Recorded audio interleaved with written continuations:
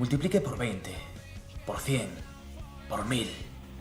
Comida a domicilio, compañías de teléfonos, reformas. Pintamos su piso por 500 euros. Compramos, vendemos oro. Máxima tasación. De día, de noche, a todas horas.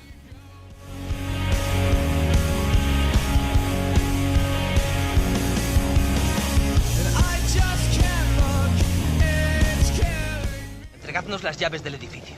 ¿Cómo os atrevéis a hablar así? Este templo no pertenece a nadie, solo a Alá. ¡Apartaos! No me hagas repetirlo, moro. Tú, las llaves. ¡Ayuda! ¡Musárada!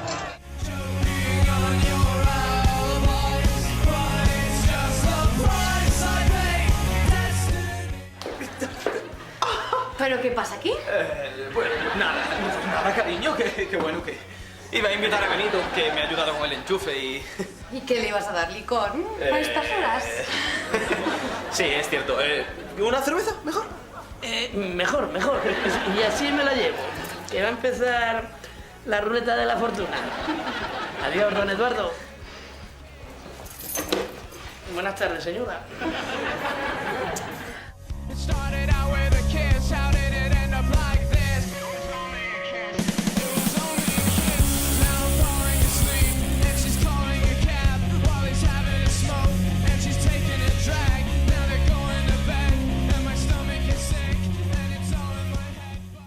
¿Y todo esto?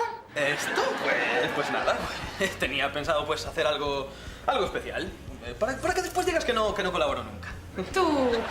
Pero si no sabes hacer churros. Pues churros iba a hacer. Se te han quemado los brownies, ¿no? Un poco. Bueno, no te preocupes porque se ha anulado la comida. Me ha llamado Marta diciendo que no pueden venir a comer. Menos mal. Eso sí, hoy te quedas sin fútbol.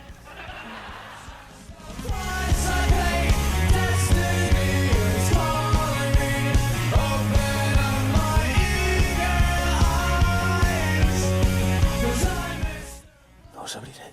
Abrirá. Claro que abrirá. Porque mientras no lo haga, la banda sonora de su vida será... Mac.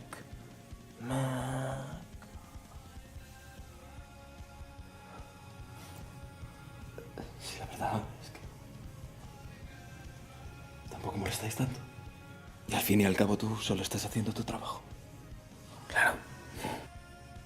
Yo solo soy un comercial.